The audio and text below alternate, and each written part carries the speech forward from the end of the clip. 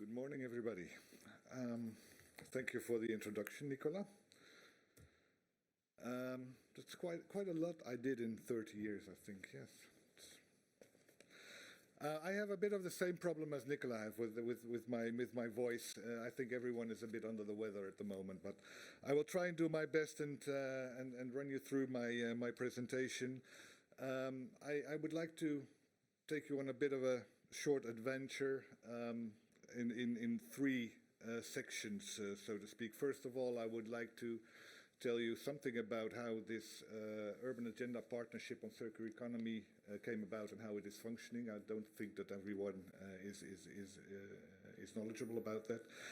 Then the second one, I would like to go into the action plan of the Circular Economy Partnership, and then as a third section, I would like to go into the collaborative economy, or the sharing economy, as we call it, and which is the subject of the targeted analysis process that we're into, and on which The Hague is also the lead stakeholder. So, first, the Urban Agenda Partnership. Why an Urban Agenda Partnership? It was established in 2016 under the Dutch presidency, and the Dutch presidency was very eager to have a European urban agenda as a sort of complement for the national urban agenda that we had. The urban agenda was established in the so-called Pact of Amsterdam, and that recognized the importance of cities in the European landscape because of a majority of more than 70% of EU citizens live in cities and generating over 85% of the EU GDP, which is quite a lot. And in addition, EU legislation is implemented by cities and almost always has an urban dimension. So this makes cities important partners in implementing EU policies ranging from climate change and energy transition to air quality, mobility, digital transition, and of course circular economy. So an urban agenda for the EU in which Commission, member states, cities and other stakeholders work together to improve the practice of EU policies on the ground is the sensible thing to have. And being a member of the Urban Agenda Partnership on Circular Economy, I would like to take you on a small tour of it. First of all, who are the partners in this partnership? We have four groups of partners: the urban authorities, European Commission, member states, and stakeholder organizations. It is very nice to see that our host country today, Finland, is one of the partners, as is Slovenia, and Janja is here, so she will speak later, and she will bring in all the member state angles into the debate, as I will try to bring the urban angle into the debate.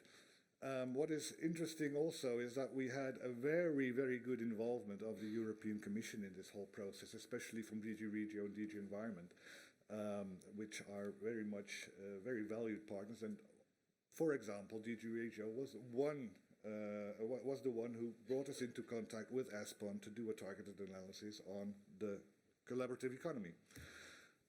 What is the partnership's perspective on the circular economy?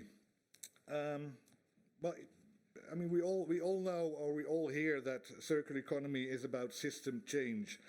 And as a consequence, that concept is very broad. So for the partnership, we had to narrow that perspective a bit down to the level where we could more or less have a practical framework for actions that would make sense on a local level. And that's why we had more or less this concept where we want to move away from the take, make, waste part of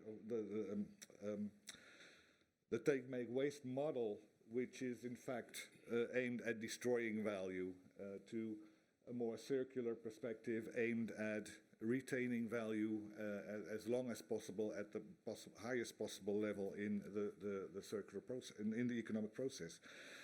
And that notion of circular economy is more than the recycling economy, because that's one of the problems that I run into the debate every now and then, is that circular economy equals a recycling economy, and that is not true. Circular economy is much more about the regulatory framework and policies around a consistent material hierarchy, and that's really key to it. And this consistency, in turn, has to affect all steps of the value chain, from production, from product design to procurement, to also, in the end, the way that you organize your waste management. Based on this perspective, the Circular Economy Partnership has identified a number of barriers and bottlenecks in regulation, but also financing need and knowledge gaps, which led to an action plan on the three strands of the urban agenda: better regulation, better funding, and better knowledge. First of all, the better regulation, we have three actions, and basically all these actions are directed at the principle that current legislation is not fit for the circular economy. It is, in a way, very much risk-driven, which is the logical thing to do when you talk about waste, for example. But we have to complement that with a more value-driven change in regulation, and that is needed because we, in a risk-driven regulation, I think that we will end up by not being able to make that shift from a waste economy to a resource economy. The second one is better funding. Of course, everyone needs funding, everyone likes funding, everyone needs money. That is why it is so important that we mainstream circular economy in the European funding, especially in the post-2020 funds. And I think that the ambitions that the new Commission has is already a very firm basis for this, and can help us with that. And another one is finding the funding. For a lot of cities especially, it is very hard to find the ways to fund their circular economy initiatives, because, I mean, they are not yet business models, for example, that generate their own money and that are viable in itself already. So they still need funding for their initiatives. And that's why the partnership took up the task of developing a circular city funding guide, which will be launched, if I'm not mistaken, the end of January at the Cities Forum in Porto. I'm looking at Jan, she's nodding, okay. So, and then on better knowledge, I have grouped that a little bit into two groups. The first one being more or less on urban resource management. So how do we use waste as resources for our economy? And the second one is more, I would more or less characterize that as knowledge actions on governance, so to speak. One of them being a circular city portal, in which you can find a number of good practices, but not only the good practices in the sense that in terms of results, but also in terms of what partners were involved, what was the process that these practices went through, and what are the strengths, the weaknesses. And the other one is a circular city indicators, which is still very a nasty subject, in fact, because it is very difficult to get the right indicators. There are a number of initiatives, but they are all still very much in a sort of circular frame, so to speak. It's very difficult to get circular city indicators on the level of a circular economy.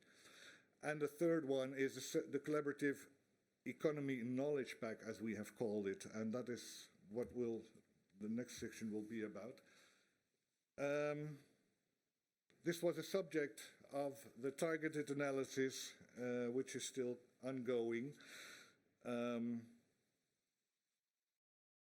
I'm a bit...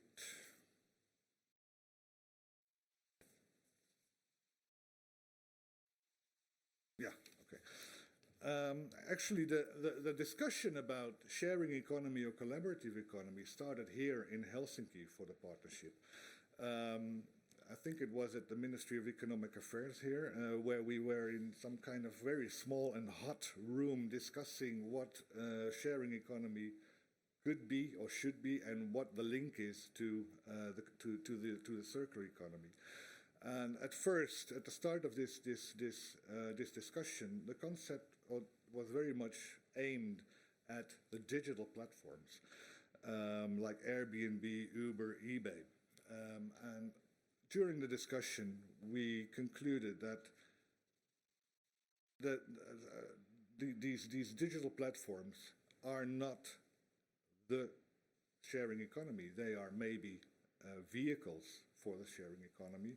But on the other hand, also, we had a discussion about the nature and impact of these platforms, because you see, as I will have some examples later on, you will see also that there are a lot of negative impacts of this kind of platforms, especially for cities.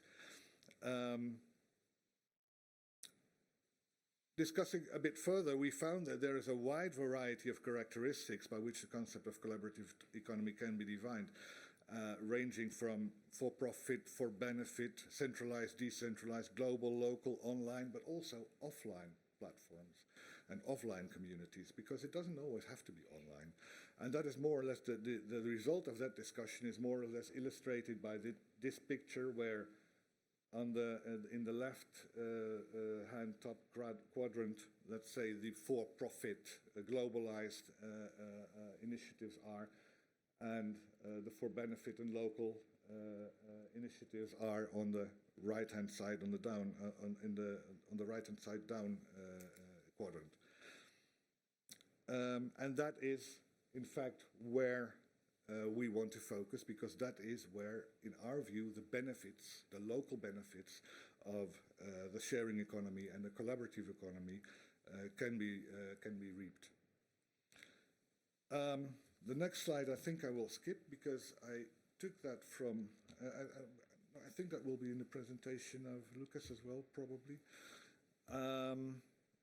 So I will go on to impact and evidence. And I want to first share two examples with you. This is, let's say, the Airbnb effect of sharing economy. What's yours is mine, winner takes all, I put there. It's a bit provocative, but this is the case of Amsterdam. This is a map of Amsterdam. And in recent years, as in a whole lot of other cities, Amsterdam has been overwhelmed with an ever-growing number of Airbnb tourists, with all the negative effects that go with it, like noise nuisance, illegal renting, the exacerbation of housing shortages, rising prices of housing, and also changing neighborhoods, because the Airbnb tourist is not interested in supporting the local community. They don't go shopping in the neighborhoods where all these Airbnb rentals are. And as you can see from this picture, the orange dots or the red dots, they're all Airbnb rentals. The blue ones are the regular hotels. So you see that Airbnb is cannibalizing on, in fact, the whole fabric of the city in this case. So this is what we do not want as cities. And I mean, we don't all have this problem, but we don't want to do this. So one of the challenges is to find mechanisms to regulate this and to mitigate the negative effects of this kind of initiative. The other one I want to share with you is a Dutch initiative called Thuis Afgehaald, and it could be translated as takeaway at home. Unfortunately, this is not in English. It has not been translated. But basically, what this is a meal sharing initiative. As we all know, when we cook for ourselves, we have a tendency to cook much more than we eat. So they provide a platform where, when you have a meal left, you put that meal on there on offer for people in your community, people in your neighborhood, and then they come to your home and pick it up and eat it at home. That's the basic idea of it. It's a national platform with very local roots, so to speak. In the first 5 years of existence of this platform, they shared 260,000 meals between neighbors, which is quite a lot for a platform that started from scratch. But what they did in 2017, they took the next step and said, well, let's introduce a matchmaking feature into our concept. And this matchmaking feature works in a way that they try to match a home cook with someone who is, let's say, more vulnerable member of society, elderly people, sick people, etc., so that they will have healthy meals every day. And they introduced this in 2017, and after 1 year they tried to evaluate the impact of that. And what they found was that people were really, really happy with this initiative. People could stay home much longer. They had less professional support in healthcare, less professional support, like let's say in the home. So they tried to translate that into hard currency, into hard euros. And what they found is that although this is not a linear economic exercise, they found that roughly between 2,000 and 4,500 euros in value was created with every match that they made through this system. And this is one interesting example of the principle, what is mine is yours and everyone benefits from it. And it's also good for the environment, for our footprint, etc., etc., etc. So that brings me to the conclusion for the future. First of all, maybe some personal observations about the Urban Agenda partnerships, because our partnership will be discussing the future next week in Brussels. So everything I say is my personal view at the moment. But I want to share 3 points with you. The first one is that working on a multi-level and multi-stakeholder partnership has proven to be very, very, very valuable, not only from a standpoint of trust, but also understanding each other and defining common problems, common challenges, and defining the common solutions to that. But for the future of the urban agenda, I would personally like to look at not only these big partnerships that we are involved in now, but also look at the working methods that we have developed and see if we can apply those in a more ad hoc manner to on a more project-like basis. It could be very valuable as well. And a third one is that I have found that the urban agenda should also take into account the link between the urban areas and the rural areas, which is very important. Not all cities can do that, but there are a number of cities where this link is very important. Then on the future of our action plan, a lot of actions, I mean, this partnership has run for 3 years now. A lot of actions have not finished yet. We have to continue this action, developing proof of concept, test driving, prototyping, whatever. So we will continue with a number of these actions for the future. And then the last point, I think, is the territorial evidence, and that is what this slide is about. As we have seen, the circular economy debate is in many ways a debate about the impact economy.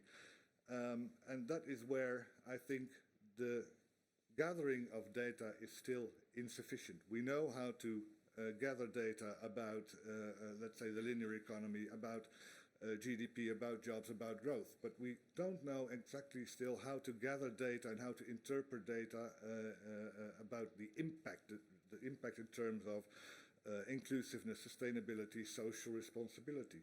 So understanding and generating that data on the impact economy is, for me, essential for the future. And I think that is where the urban agenda and ESPON meet. And ESPON is well positioned and well equipped to fill that gap and provide us with the missing links. Thank you. Thank you very much, Harko, for this. I have a small question for you. You will step in later on the panel, but and we'll keep your ideas about territorial evidence for later. But I just wanted to come back to one thing you said in the beginning that was absolutely necessary to understand the need for switching from waste management model and approach to something that will be more circular and more resource management. How do you assess, since you're working on that topic together with your colleagues among the partnerships, the success of this switch among regions and cities? Do you consider that you already gained some success and you notice some improvements, or what do you think? We are still at the beginning of this. We are all looking for the right solutions, all experimenting. But the fact that there is an enormous drive to do this means that there is a firm base to develop this argument further. And I must say there are a lot of small initiatives and a lot of small successes that are already contributing. But one of the big challenges for the coming years will be how to create volume, how to grow in these initiatives. But because if we can't do that, then we don't have an economic model, I think.